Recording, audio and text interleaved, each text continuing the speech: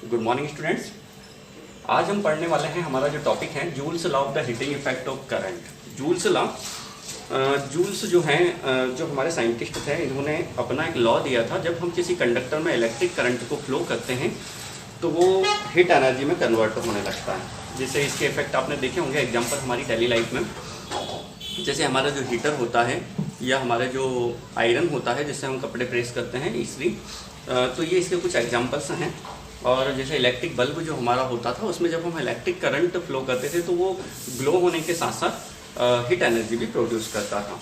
तो according to joules law, जो हमारा कहीं ना कहीं देखें तो ऐसे 3 लॉ हैं हमारे, जो करंट जो हीट एनर्जी होती है किसी कंडक्टर में जब हम इलेक्ट्रिक करंट फ्लो करवाते हैं तो हीट एनर्जी जो हमारी होती है डायरेक्टली प्रोपोर्शनल होती है हमारे उस करंट के स्क्वायर के, तथा वो प्रोपोर्शनल होती है किसके, कंडक्टर के प्रतिरोध के। और साथ साथ हीट एनर्जी प्रोपोर्शनल होती है डायरेक्टली जितने टाइम के लिए करंट फ्लो हो रहा है उस टाइम के। अगर हम इनको तीनों को एक साथ मिलाकर के लिखें, तीनों कंडीशन को, तो हमारे पास होता है H proportional I square RT। ठीक है, तो ये हमारा जो होता है। और अब प्रोपोर्शनल साइन को अगर इक्वल साइन की ओर लेकर जाएं तो हमारे पास हो जाता है H के I स्क्वायर RT। और जो K होता है वो हमारा प्रोपोर्शनली कांस्टेंट होता है, जो कि अलग अलग मीडियम में अलग अलग होता है। अगर हम SI सिस्टम की बात करें तो K इक्वल हमारा 1 होता है और यहाँ पर H बराबर हमारा I स्क्वायर RT हो जाता है। ठीक है, तो ये हमारी जो होती है हीट एनर्जी के लिए हमारा डेरिवेशन होता है। इस डेरिवेशन को हम देखें तो कहीं ना कहीं इसको हम इवेल्युएट करें और समझने की कोशिश करें तो हमारे पास होता है एक इलेक्ट्रिक एनर्जी का जो डेरिवेशन होता है, उसके द्वारा हम इसको समझ सकते हैं। मान लीजिए इसको मैं हटा देता हूँ क्योंकि उसको हम थोड़ा सा इवेल्युएट करते हैं।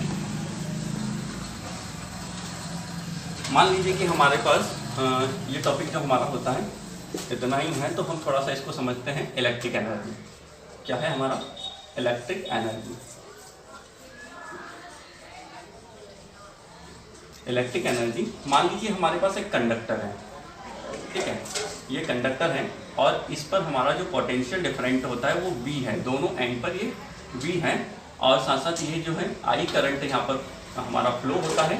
और टाइम कितना है हमारे पास करंट फ्लो होने का, टाइम इक्वल है हमारे पास T। तो यहाँ पर हमारे पास T टाइम के लिए I करंट फ्लो हो रहा है और तथा पोटेंशियल डिफरेंस जो हमारा V है। तो हम यहाँ पर देखें टोटल हमारे पास जो होता है टोटल चार्ज जो होता है कंडक्टर का, टोटल चार्ज हमारे पास हो जाता है Q equal I into T।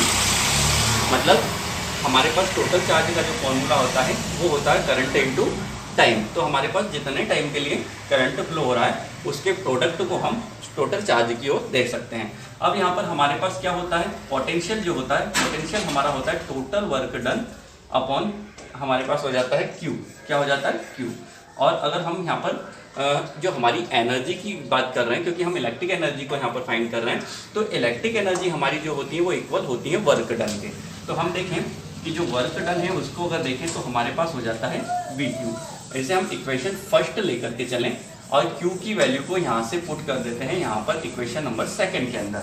तो हमारे पास W इक्वल हो जाता है VIT। क्या हो जाता है, VIT। अब यहाँ पर जब हमारे पास VIT हो जाता है W इक्वल, तो अगर हम देखें बाय ओम्स लॉ के द्वारा हम इसको समझें तो हमारे पास V इक्वल हमारे पास क्या हो जाता है IR। V इक्वल हमारे पास हो जाता है IR।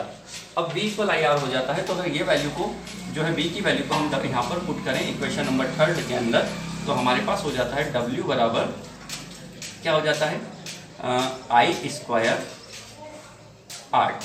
क्या हो जाता है I स्क्वायर RT। ये जो हमारा फॉर्मूला होता है ये वर्क के इक्वल है। अब अभी जस्ट हमने कहा था कि जो हमारी वर्क होती है वो हमारी एनर्जी के इक्वल में होती है, तो हम इसको हीट एनर्जी के रूप में देखें तो I स्क्वायर RT हमारे पास यहाँ पर हो जाता है।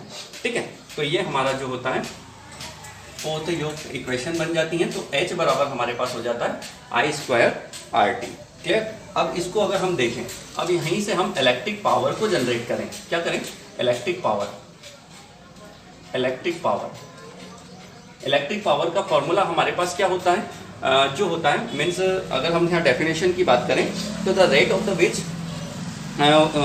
which is work done by the source of the EMF of the maintain the electric current, यानी कि जो वर्क डन कंप्लीट हमारा होता है, वर्क डन कंप्लीट होता है उसका या फिर यूँ कहें कि जो हमारा जो इलेक्ट्रिक करंट जो होता है, rate of the which and the electric appliances convert electric energy, यानी कि rate of the electric energy, जो हमारी इलेक्ट्रिक एनर्जी का जो रेट होता है वही हमारे इलेक्ट्रिक पावर के इक्वल में होता है। तो मान लीजिए कि हमारे पास P इक्वल हो जाता है H/T, क्या हो जाता है H/T हो जाता है यहाँ पर। तो हमारे पास हम क्या रख सकते हैं यहाँ पर I²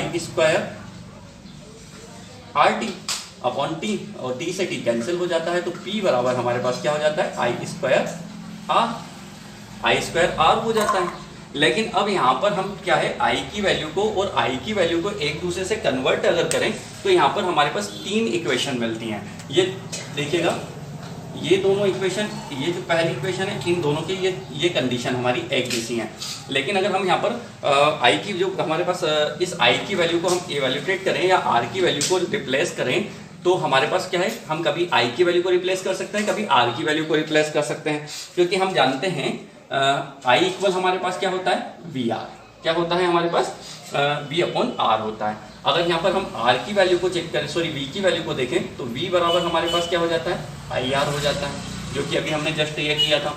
लेकिन अगर हम यहाँ से क्या करें, हम यहाँ पर निकालें I इक्वल क्या करें, जैसे I इक्वल VR था तो हमारे पास R इक्वल क्या हो जाएगा, सॉरी V इक्वल हो जाएगा RI, और इस तरीके की कंडीशन हमें, तो यहाँ पर VR वैल्यू I की वैल्यू को हम यहाँ VR पुट करें और यहाँ पर भी VR पुट करें तो हमारे पास इक्वेशन अलग हो जाएगी। चलिए देखिएगा, यहाँ पर देखते हैं तो I², तो यहाँ पर हम रखेंगे H बराबर हमारे पास I की जगह VR रखेंगे तो हमारे पास हो जाएगा VR का स्क्वायर, जो कि स्क्वायर था तो इंटू R, और ये T, R से R कैंसिल हो जाएगा एक, तो हमारे पास H इक्वल हमारे पास होगा V² R और T। और अभी जैसे ये अब हम यहाँ पर पावर को लेकर चलें इसी इक्वेशन के बेस पर, तो पावर हमारा हो जाएगा V² R और T अपॉन, यहाँ पर T से T कैंसिल हो जाएगा तो V² R हो जाएगा। हमारे पास R क्या हो जाएगा, V² R हो जाएगा, ठीक है। तो हमारा ये इक्वेशन हो जाती है P बराबर V² R, क्लियर है। तो ये कंडीशन हमारे पास आ जाती है। तो एक इक्वेशन ये हो जाती है पावर की, एक ये हो जाती है, उसी प्रकार से हीट एनर्जी की भी 1 और 2 हो जाती हैं। अब वैसे कि वैसे जैसे हमने अभी I की वैल्यू को और V की वैल्यू को पुट किया था, वैसे ही हम R की वैल्यू को भी पुट कर सकते हैं यहाँ पर। तो जब हम R की वैल्यू को पुट करते हैं, मान लीजिए R की वैल्यू को यहाँ पर पुट करें तो क्या हो जाएगा, अभी अब जस्ट हमने देखा था कि R की वैल्यू हमारे पास क्या होती है, इसी इक्वेशन से अगर हम निकालें तो R की वैल्यू को पुट करें यहाँ पर हम, ये वाली इक्वेशन में भी R की वैल्यू को पुट करें और वहाँ पर भी मतलब यहाँ पर भी हम R की वैल्यू को पुट करेंगे तो हमारे पास इक्वेशन क्या बनती है। मान लीजिए हीट हमारे पास क्या है I² RT। अब देखिएगा हमारे पास R क्या होता है, R की वैल्यू हमारे पास क्या आ जाती है, ओम्स लॉ के अकॉर्डिंग हमारे पास हो जाती हैं, हम जानते हैं कि R इक्वल हो जाता है V/I। अब यहाँ पर हम देखते हैं तो H बराबर हम यहाँ रखते हैं I² और ये हो जाता है V/I इंटू T। I से एक I कैंसिल हो गया तो हमारे पास मिला VIT, क्या मिला VIT। अब जब यहाँ पर VIT मिला तो पावर में हमारे पास क्या मिलेगा, देखिएगा पावर में वही रखा हमने VIT और अपॉन में T, यानी कि T से T कैंसिल, तो P इक्वल क्या हो गया हमारे पास VI। तो हमारे पास ये तीनों तरीके से हम इस इक्वेशन को हैंडल कर सकते हैं। मीन्स हमारे पास जो ओम्स लॉ के अकॉर्डिंग जो I की वैल्यू, R की वैल्यू और V की वैल्यू को हम जब रिप्लेस करते हैं तो हमारे पास 3 प्रकार से अलग अलग इक्वेशन मिलती हैं, जो कि बहुत सिंपल हैं। केवल हमें क्या करना है, I, R और V की वैल्यू को करना है। बात यह है कि ये वाली इक्वेशन भी सही है और यहाँ भी सही है, कोई प्रॉब्लम नहीं है। लेकिन यहाँ पर हमने क्या किया, यहाँ पर हमने I की जगह V/R रखा और इस तरीके से देखा तो यहाँ पर VR रह गया, ठीक है, उसी V² R रह गया। और हम यहाँ पर R की जगह पर VI रखा था और यहाँ पर हमने जो स्टार्टिंग में जो है वो डायरेक्टली हमने V=IR रखा था। तो इस तरीके से तीनों की वैल्यू को अलग अलग हम सब्स्टिट्यूट कर सकते हैं और अलग अलग कंडीशन में अलग अलग तरीके से फॉर्मूला जनरेट हमारा हो जाता है, ठीक है। तो ये हमारा जो होता है इलेक्ट्रिक एनर्जी होती है और इलेक्ट्रिक पावर भी हो जाता है। तो बहुत सिंपल सी बात है, इलेक्ट्रिक पावर की डेफिनेशन हमारे पास दे रखी है और इलेक्ट्रिक एनर्जी की जो हमारे पास जो हमारा जो डेरिवेशन था उसको हमने डेराइव किया है। तो बहुत सिंपल सी बात है। आई थिंक उम्मीद करता हूँ कि आपको समझ में आया होगा। और साथ साथ इसकी जो यूनिट होती हैं इलेक्ट्रिक एनर्जी की, हमारे पास इसकी थोड़ा सा इसकी यूनिट को देख लेते हैं, क्योंकि बहुत इंपॉर्टेंट चीज़ है यहाँ पर।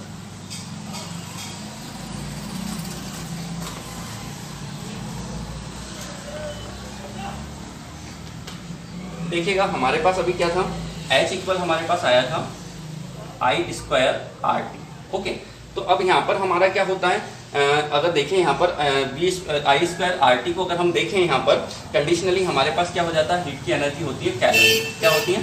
कैलोरी। लेकिन वर्क डन जो होता है जूल में होता है, तो हम इसको कन्वर्ट करते हैं। मान लीजिए कि कैलोरी को हम जब कन्वर्ट करते हैं तो हमारे पास हो जाता है जो होता है IJ, मतलब क्या हो जाता है H/J, यानी कि यहाँ पर हमारा जो बनता है I square RT J calorie. अब इसको जूल से कैलोरी क्यों? क्योंकि हम जानते हैं कि J इक्वल हमारे पास क्या हो जाता है, इसकी जो J की वैल्यू होती है मतलब हमारे पास 4.18 कैलोरी होती है। क्या होती है? 1 जूल में जो हमारे पास होता है 4.18 कैलोरी होता है। तो हम इसको यहाँ पर देखते हैं I स्क्वायर RT और 4.18 कैलोरी। ठीक है, तो इस तरीके से हम इसको कन्वर्ट कर सकते हैं।